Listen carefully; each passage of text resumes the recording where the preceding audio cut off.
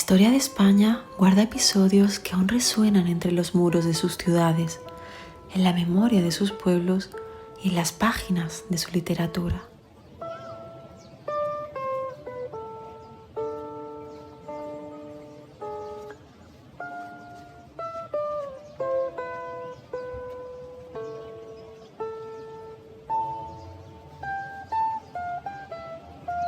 A comienzos del siglo XVII, Fernando III decretó la expulsión definitiva de los moriscos, una terrible decisión que cambiaría para siempre el destino de miles de familias españolas. Hoy nos acercaremos a este episodio a través de una novela universal, Don Quijote de la Mancha, porque entre sus páginas Miguel de Cervantes dejó reflejada una de las opiniones más humanas y reveladoras sobre este trágico suceso. Hoy queremos dedicar nuestro programa a la expulsión de los moriscos decretada por el rey Felipe III en 1609 y ejecutada en distintas fases hasta 1614, por la cual se obligó a salir de España a 320.000 moriscos españoles, bien en dirección a Europa, los menos, a través de Francia, o la mayoría a través del Mediterráneo, al norte de África, principalmente Marruecos, Túnez y Argelia. La mayoría de los moriscos también,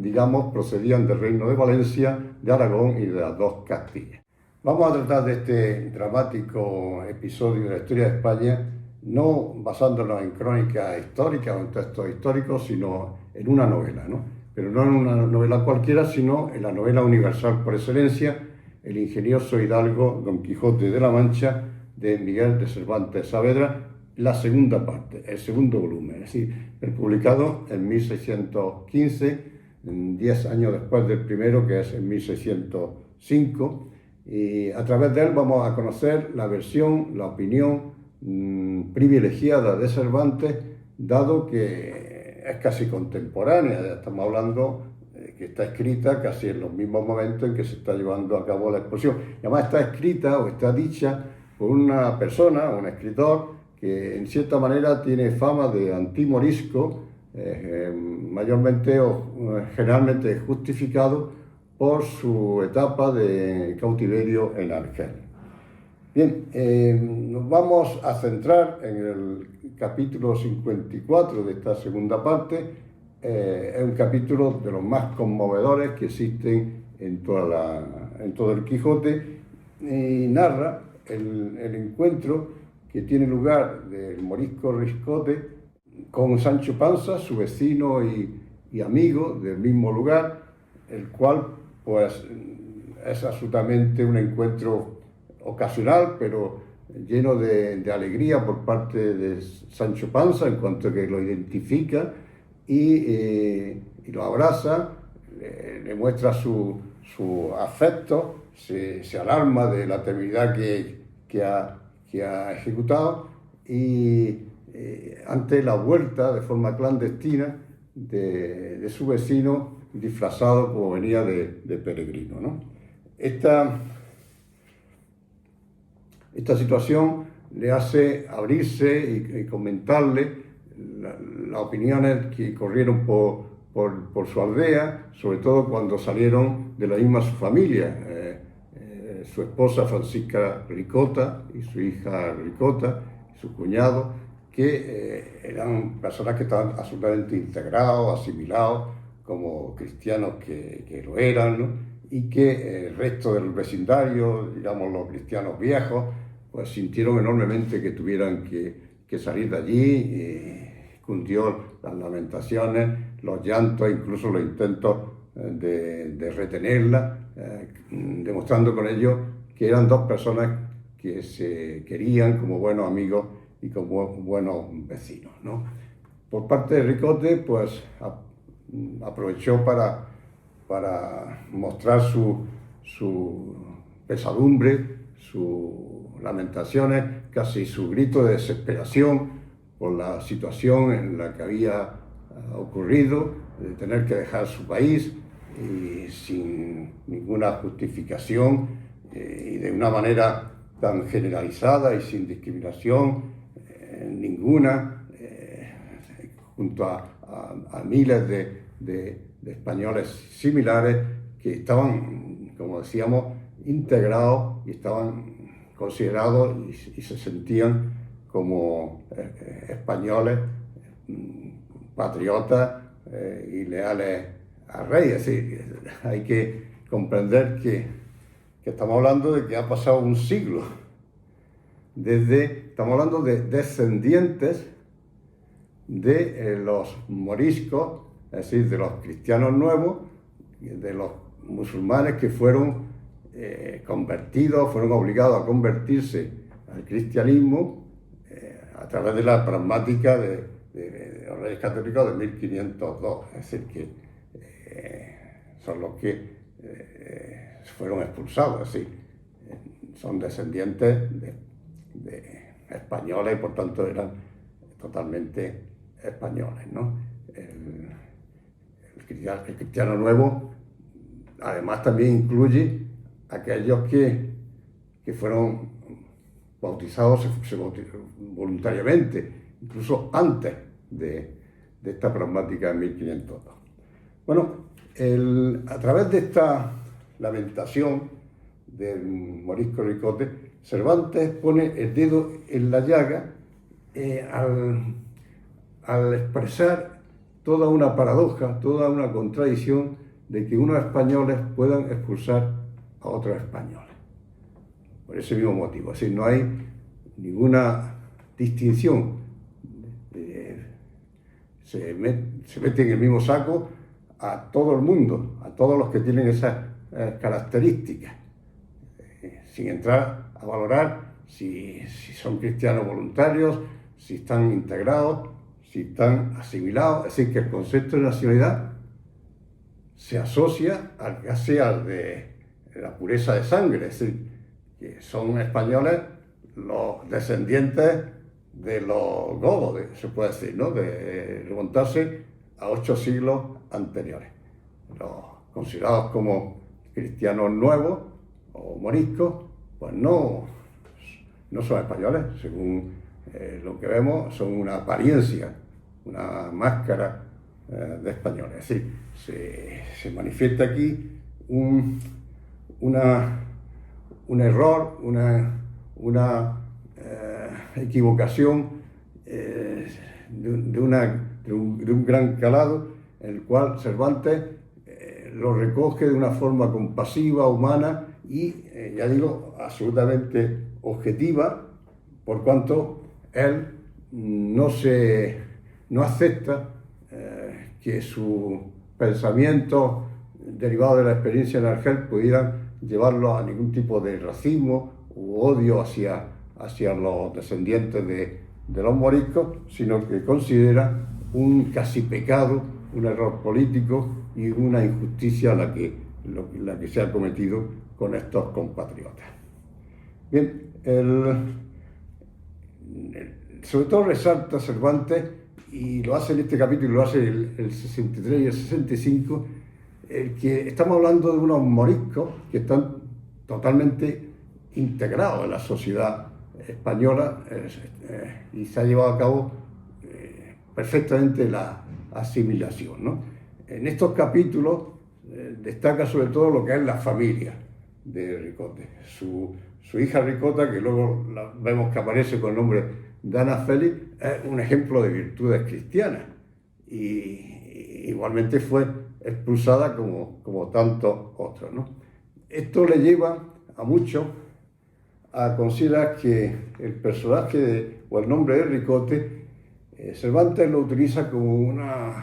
de forma simbólica, según esta versión, refiriéndose a la villa de Ricote, en la Vega del Segura, en Murcia, donde era una población donde el 100% eran cristianos auténticos, cristianos acreditados, estos 2.500 moriscos, ¿no? Algo que hizo a las autoridades repensar si excluirlo, o al menos fue motivo de que fuera aplazado la decisión, pero que finalmente fueron expulsados también en 1613. Esta interpretación, respetable, como es natural, nosotros no es la que elegimos, es decir, nosotros nos parece más acertada la otra, en la cual remite el nombre de Ricote a un vecino del propio Cervantes. Es decir, ya hemos visto que Sancho Panza era vecino y amigo del mismo lugar. Lugar es un término administrativo de la época equivalente a una aldea, a un pueblo pequeño, ¿no? O sea, si era Sancho Panza vecino de Ricote, lo era también el propio Don Quijote, ¿no? Y en definitiva, el padre de ambos, es decir, del propio Cervantes, que él vivió y se casó en Esquivias, en un lugar de la Mancha, con Carmen Palacios, y allí vivió durante unos años, por lo que es conocido por la cuna del Quijote. Es un pueblo, por tanto, en el que los estudiosos han investigado y han localizado que de 229 vecinos que tenía, el 4% eran moriscos, pero no moriscos sin más, eran moriscos granadinos. Aquí ya vamos a ir resaltando lo que a nosotros nos viene a interesar, ¿no?, sobre esta historia. Eran 12 familias, en la cual una de ellas, la más rica, es curiosa la palabra rica y Ricote, ¿no?, era Diego Ricote el Viejo y su hijo Diego Ricote el Mozo, Bernardino Ricote, que era su cuñado, y su mujer, ¿no? Toda una hipótesis granadina que nos alegra sobremanera y además que la consideramos bastante verosímil y posible, por varias razones, ¿no? En primer lugar, porque el tono cordial y cariñoso con que Cervantes, y por supuesto respetuoso, habla del morisco Ricote, mostrando una absoluta confianza, conocimiento y una relación con Sancho Panza que se excede de la pura vecinal, es decir, que está hablando de alguien conocido,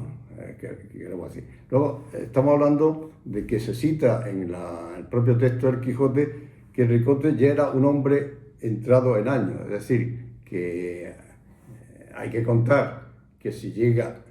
con la expulsión de los moriscos de Granada, son 40 años, o sea, fue hace más los que tuviera cuando llegó, pues era un hombre ya mayor. Luego, era una persona que actúa con clara experiencia, es decir, de alguien que ha pasado ya por los mismos hechos. Es decir, la primera expulsión de los moriscos de que tenemos constancia en toda la historia fue la ocasionada tras la guerra de la Alpujarra. Bien, esa experiencia la vemos en tres momentos. Uno, la diligencia que lleva a cabo tras emitirse el bando de Felipe III y sin esperar a que se empiece a ejecutar, y así como otros pensaban que era una amenaza simplemente y que luego al final tuvieron que ir deprisa y corriendo, él se adelanta y lo señala, dice, a buscar donde llevar a mi familia con toda comodidad y sin la priesa con que los demás salieran. En segundo lugar, con la previsión. Él toma la precaución de esconder su tesoro en un lugar sin que nadie lo sepa. Un tesoro que incluso demuestra la confianza con Ricote, que le pide o le ofrece que le ayude a sacarlo y tal, ¿no? Algo que demuestra también su precaución de guardar su fortuna para volver después a encontrarla tal como así ocurrió. Y luego la determinación. Una persona que no tiene esa convicción de ser un patriota español y que tiene esa lealtad a la rey, incluso su familia, una fidelidad ya de por sí a la religión cristiana, pues sencillamente no vuelve a España, ¿no? Bien, con todo lo anterior y ya con la satisfacción de estar hablando de que pudiera ser que Ricote, su procedencia era de Granada, como así lo señalan los investigadores de Esquivia, de morisco granadino, pues hay que conocer que de los 82.000 moriscos que fueron expulsados del Reino de Granada, la mayoría eran alpujarreños, algo que nos llena de orgullo y satisfacción, ya que nosotros, el museo se encuentra en la Alpujarra, se encuentra en la capital de la Alpujarra, en Órgiva, y curiosamente un lugar donde existe una sala cervantina llamada Agustín Martín Zaragoza, donde conserva y exhibe una de las mayores colecciones del mundo acerca de los Quijotes en todas las lenguas posibles, incluso, como es natural, la del árabe, ¿no? Esta sala se encuentra en la biblioteca municipal, que se llama Hurtado de Mendoza, un nombre absolutamente importantísimo, ya que junto a Luis de Mármol Carvajal y a Ginés Pérez de Hita son los tres cronistas principales de la guerra de Granada, la guerra de Alpujarra o la rebelión de los moriscos alpujarreños, ¿no? Bien, esta sala, que se encuentra decorada con múltiples recuerdos, esculturas, obras de arte de Cervantes, del Quijote, incluso exteriormente con un magnífico busto de Don Quijote, es uno de los reclamos principales de Órgiva y de Alpujarra en general para el turismo cultural, ¿no? Nosotros, por eso, desde que se fundó el museo, ya va para casi 25 años, pues estuvimos presentes donde estábamos, ¿no? Y consideramos oportuno dedicar unas pequeñas vitrinas a exponer nuestra colección de Quijotes, que el número es muy menor, unos 8 Quijotes, de los cuales 4 pertenecen a nuestros antepasados y por tanto tienen un gran valor, ya que datan de comienzos del siglo XIX o mediados de 1840, 44, y algunas piezas pues dignas de mérito, como una de gran tamaño y se puede decir que lujosa, de 1879, con ilustraciones de Apelles en Mestre, y esta la tenemos precisamente abierta, el segundo volumen, por el capítulo 54, donde para que se pueda leer tranquilamente la lamentación, el grito de desesperación, la queja, la pesadumbre que antes hacíamos mención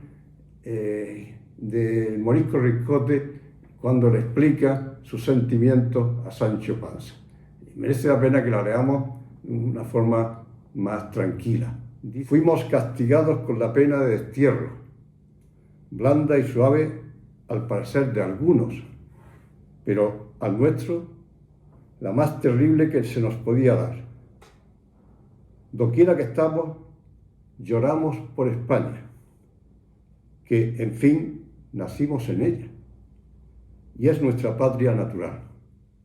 En ninguna parte hallamos el acogimiento que nuestra desventura desea, y en Berbería y en todas las partes del África, donde esperábamos ser recibidos, acogidos y regalados, allí es donde más nos ofenden y maltratan. No hemos conocido el bien hasta que lo hemos perdido. Y es el deseo tan grande que casi todos tenemos de volver a España, que los más de aquellos y otros muchos que saben la lengua como yo, se vuelven a ella y dejan allá sus mujeres y sus hijos desamparados. Tanto es el amor que la tienen, y ahora conozco y experimento lo que suele decirse que es dulce el amor de la patria. Bueno, esta tremenda declaración, este grito de reivindicación de la nacionalidad española, queremos dejar aquí un claro testimonio que ya era la propia opinión de Miguel de Cervantes Saavedra. Esta lamentación, este grito de desesperación, queremos convertirlo hoy, aquí, en un grito de reivindicación de la nacionalidad española para todos los descendientes de los moriscos, de los 320.000 moriscos que fueron expulsados y que se merecen una reparación, aunque fuera simbólica, pero también legal, en el sentido de que pudieran estar incluidos como otros, que así lo están, en el artículo 22 del Código Civil, que se le permita la reclamación o la concesión de la automática de la nacionalidad española. Así lo deseamos y así lo esperamos, y mientras tanto nuestros saludos desde el Museo en Órgiva, desde el Museo de la Alpujarra, del Museo Ruiz de Almodóvar, que esperemos sea un poco el lugar donde podamos aglutinar esta defensa y esta exigencia al gobierno español para que así aplique el principio de igualdad con otros pueblos de igualmente procedencia española. Nada más, un saludo desde Órgiva, un saludo desde Alpujarra.